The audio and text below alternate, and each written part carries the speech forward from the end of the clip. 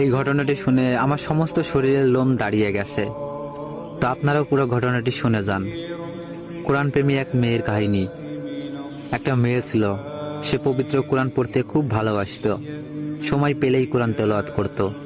তার ব্যাগে সবসময় ছোট একটা কোরআন থাকতো। গাড়িতে বসেও সে কোরআন পড়তো। তার তেলাওয়াত এত মধুর ছিল যে কোনো পাষাণ ব্যক্তির মন গলে যেত। রাতে যখন ঘুম ভাঙতো তখনই সে কোরআন পড়তে শুরু করত। একদিন মেয়েটি মারা যায়।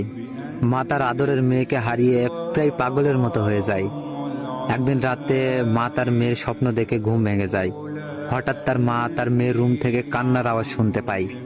তিনি ভয়ে সেই দিন ওই ঘরে যাননি। পরের দিন সকালে তার বাবাকে জানান, কিন্তু সে বিশ্বাস করে না। পরের দিন রাতে তার মা আবার সেই কান্নার আওয়াজ শুনতে পায়। তারপর তার বাবাকে বলে, বাবাও শুনে সেও ভয় পেয়ে যায়।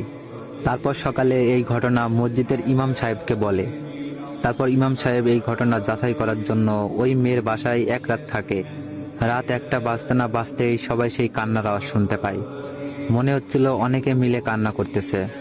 তখন ইমাম সাহেবও কেঁদে ফেলেন আর বলেন, এটা ফেরেশতাদের কান্নার আওয়াজ। মেয়েটি প্রতি রাতেই এই সময় কোরআন তেলাওয়াত করত, যা শুনতে ফেরেশতারা এখানে আসতো। এখন মেয়েটিকে না দেখতে পেয়ে তারা প্রতি রাতে এই সময় কান্না করে। রাসূল সাল্লাল্লাহু আলাইহি সাল্লাম বলেছেন, কোরআন পাঠে দক্ষ ব্যক্তি উচ্চ মর্যাদা সম্পন্ন ফেরেশতাদের সঙ্গী হবে। সূরা আবু দাউদ 1454। আল্লাহ আমাদের সবাইকে এইভাবে কোরআন পড়ার তৌফিক দান করুন। আমিন।